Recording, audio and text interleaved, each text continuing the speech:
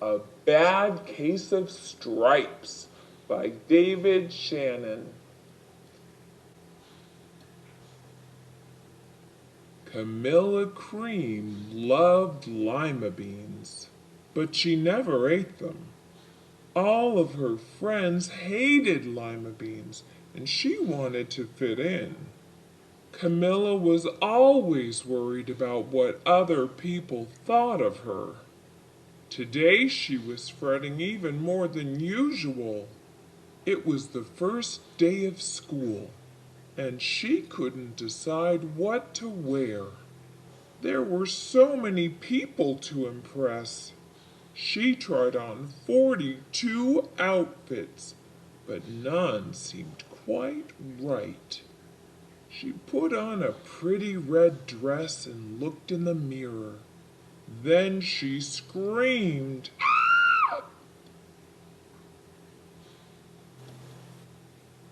Her mother ran into the room and she screamed too. "Oh my heavens!" she cried. "You're completely covered with stripes!" This was certainly true. Camilla was striped from head to toe. She looked like a rainbow. Mrs. Cream felt Camilla's forehead. "Do you feel all right?" she asked. "I feel fine," Camilla answered. "But just look at me." "You get back in bed this instant," her mother ordered. "You're not going to school today." Camilla was relieved. She didn't want to miss the first day of school, but she was afraid of what the other kids would say. And she had no idea what to wear with those crazy stripes. That afternoon, Dr. Bumble came to examine Camilla. "Most extraordinary!" he exclaimed. "I've never seen anything like it.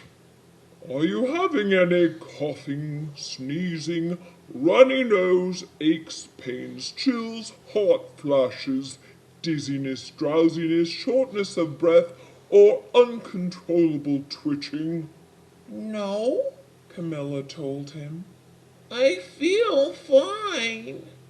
"Well then," Dr. Bumble said, turning to Mrs. Cream, "I don't see any reason why she shouldn't go to school tomorrow.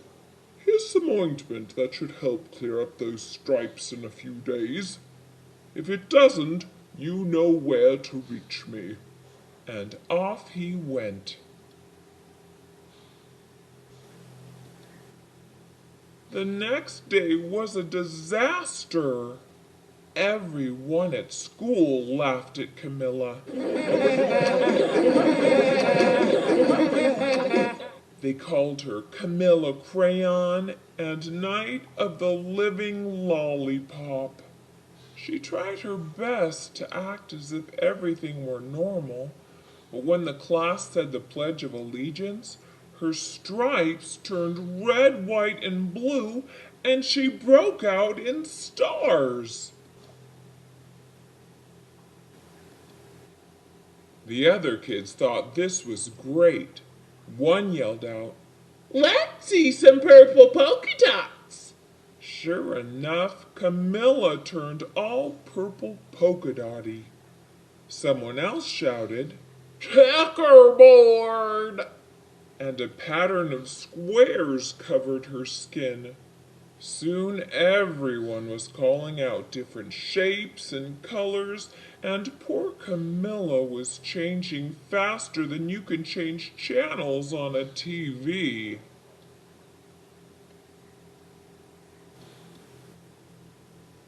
That night, Mr. Harms, the school principal, called.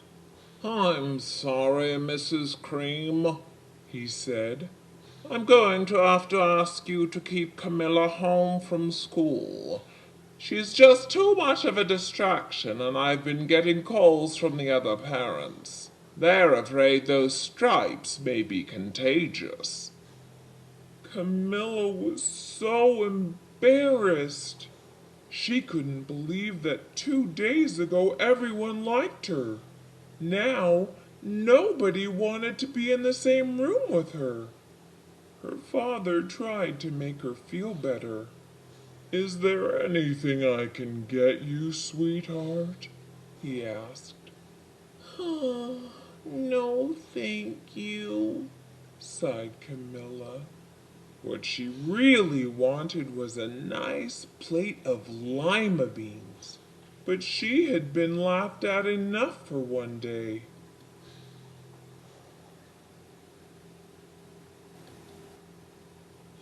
Well, yes, I see," Dr. Bumble mumbled when Mr. Cream phoned the next day. "I think I'd better bring in the specialists. We'll be right over." About an hour later, Dr. Bumble arrived with 4 people in long white coats. He introduced them to the Creams. "This is Dr. Grop, Dr. Sponge, Dr. Cricket, and Dr. Young." Then the specialists went to work on Camilla. They squeezed and jabbed, tapped and tested. It was very uncomfortable. "Well, it's not the mumps," concluded Dr. Grop. "Or the measles," said Dr. Sponge. "Definitely not chicken pox," put in Dr. Cricket. "Or sunburn," said Dr. Young. "Try these," said the specialists. They each handed her a bottle filled with different colored pills. "Take one of each before bed," said Dr. Grop. Then they filed out the front door, followed by Dr. Bumble. That night Camilla took her medicine. It was awful. When she woke up the next morning, she did feel different, but when she got dressed, her clothes didn't fit right. She looked in the mirror, and there, staring back at her, was a giant multicolored pill with her face on it.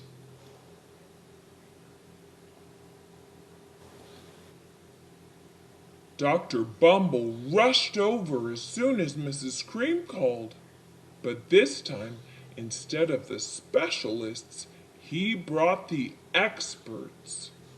Dr. Gourd and Mr. Melon were the finest scientific minds in the land. Once again, Camilla was poked and prodded, looked at and listened to.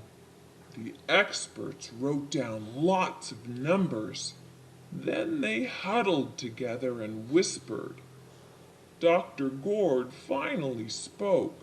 "It might be a virus," he announced with authority. Suddenly, fuzzy little virus balls appeared all over Camilla. "Or possibly some form of bacteria," said Mr. Melon. Out popped squiggly little bacteria tails.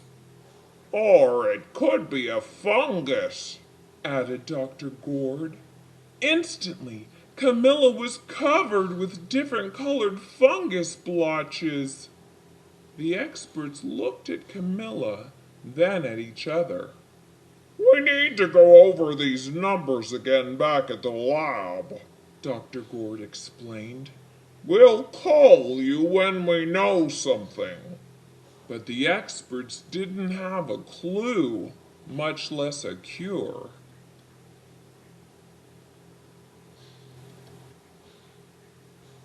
By now, the TV news had found out about Camilla. Reporters from every channel were outside her house telling the story of the bizarre case of the incredible changing kid. Soon a huge crowd was camped out on the front lawn.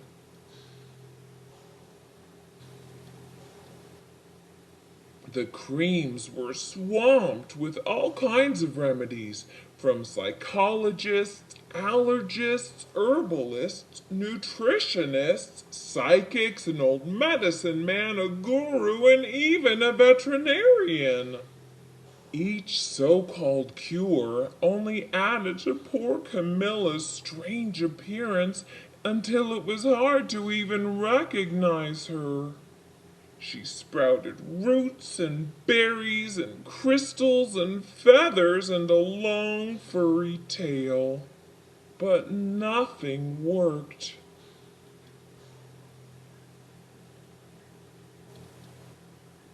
One day, a woman who called herself an environmental therapist claimed she could cure Camilla. "Close your eyes," she said. "Breathe deeply and become one with your room." "I wish you hadn't said that," Camilla groaned. Slowly, she started to melt into the walls of her room. Her bed became her mouth. Her nose was a dresser, and two paintings were her eyes. The therapist screamed and ran from the house. "What are we going to do?" cried Mrs. Cream. "It just keeps getting worse and worse." She began to sob.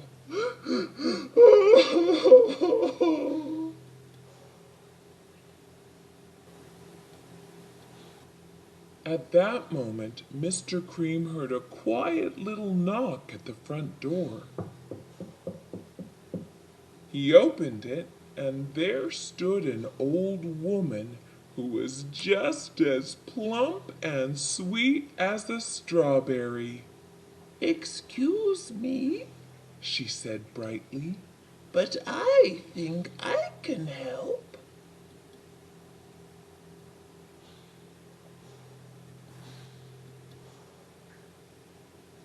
She went into Camilla's room and looked around.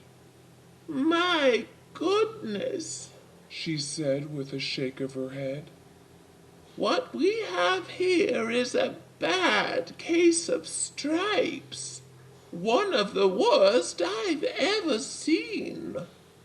She pulled a container of small green beans from her bag. "Here," she said. "These might do the trick." "Are those magic beans?" asked Mrs. Cream. "Oh, my, no," replied the kind old woman. "There's no such thing. These are just plain old lima beans. I'll bet you'd like some, wouldn't you?" she asked Camilla. Camilla wanted a big heaping plateful of lima beans more than just about anything, but she was still afraid to admit it. "Yuck," she said. "No one likes lima beans, especially me." "Oh dear," the old woman said sadly. "I guess I was wrong about you." She put the beans back in her bag and started toward the door. Camilla watched the old woman walk away. Those beans would taste so good, and being laughed at for eating them was nothing compared to what she'd been going through. She finally couldn't stand it. "Wait!" she cried. "The truth is, I really love lima beans." "I thought so," the old woman said with a smile. She took a handful of beans and popped them into Camilla's mouth. "Mmm," said Camilla.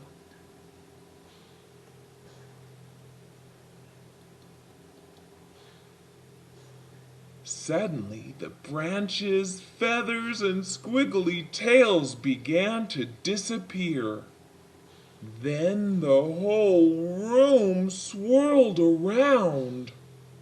When it stopped, there stood Camilla, and everything was back to normal. "I'm cured!" she shouted. "Yes," said the old woman.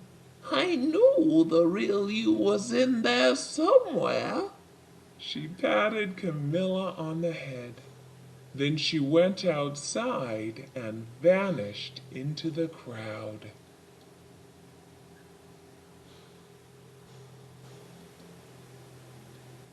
Afterward, Camilla wasn't quite the same. Some of the kids at school said she was weird, but she didn't care a bit.